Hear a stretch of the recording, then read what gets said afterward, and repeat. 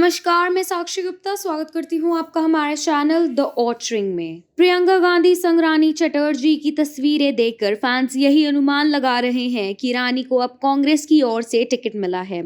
हालांकि आज तक .in पर बातचीत करते हुए रानी ने इस पर सफाई दी है कि फिलहाल वह इलेक्शन नहीं लड़ रही हैं, अभी तो उन्हें ब्रांड एम्बेसडर बनाया गया है।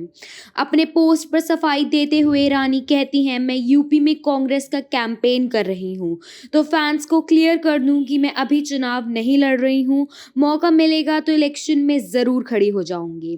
हालांकि इसकी शुरुआत तो मैंने कर दी है। प्रियंका गांधी की इस मुहिम पर रानी कहती हैं कि प्रियंका जी ने जो महिलाओं के लिए यह मुहिम निकाली है, इसने मुझे काफी प्रभावित किया है। इसमें 8 लाख महिलाओं को नौकरी देने का वादा किया है। मैं जानती हूँ कि यूपी की महिलाओं को सपोर्ट की बहुत ज़रूरत है। वहाँ की लड़कियाँ बहुत टैलेंटेड हैं, उन्हें घर से बाहर निकाल कर मौका देने की ज़रूरत है। मैं इस मुहिम को एक ब्रांड एम्बेसडर के तौर से इसका कैंपेन कर रही हूँ। कैंपेन से जुड़ने पर रानी कहती हैं कि मैं खुद इस मामले में बहुत लकी मानती हूँ कि मुझे इस लायक समझा गया। मुझे प्रियंका जी की ऑफिस से कॉल आया और मुहिम के बारे में बताया गया। साथ ही साथ पूछा था कि क्या आप इसका साथ देना चाहेंगी। मैंने फौरन हामी भर दी है। मैं ईमानदारी से कहूँ तो कभी कभी किसी पार्टी के लिए मेरा पॉलिटिकल झुकाव नहीं रहा।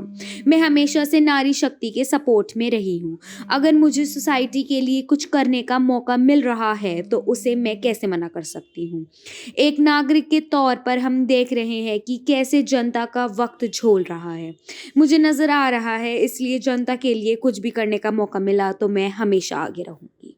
रानी के कैंपेन या कांग्रेस पार्टी ज्वाइन करने से क्या बदलाव आएगा, इस पर रानी कहती हैं, मेरे आने से थोड़ा तो लोग फोकस करेंगे। क्योंकि अभी सरकार किसी और पार्टी की है तो मेरी एंट्री पर लोगों का अट्रैक्शन पावर बढ़ेगा। लोग सोचेंगे कि मैं क्यों आई और कैसे आई। हालांकि कईयों ने यह क्लियर कर दिया है कि मैं लड़ रही हूँ या नहीं लड़ रही। मैं फिलहाल कैंपेन कर रही हूँ। पूरे यूपी में जगह जगह जाकर कैंपेन करने वाली हूँ। मैं अपडेट्स डालती रहूंगी। मुझे जहाँ जहाँ प्रियंका जी कहेंगी मैं वहाँ वहाँ चली जाऊंगी। तो वहीं प्रियंका गांधी से पहली मुलाकात के बारे में रानी कहती हैं कि प्रियंका जी से मिलकर मुझे बहुत खुशी हुई। उन्होंने इतने प्यार से मुझसे बात की और कहा कि आप लड़ सकती हैं। वह बहुत कूल हैं। वह इतनी बड़े पॉलिटिकल परिवार से ताल्लुक़ रखने के बावजूद भी बहुत सिंपल हैं। हमारी काफ़ी कैजुअल बातें हुई।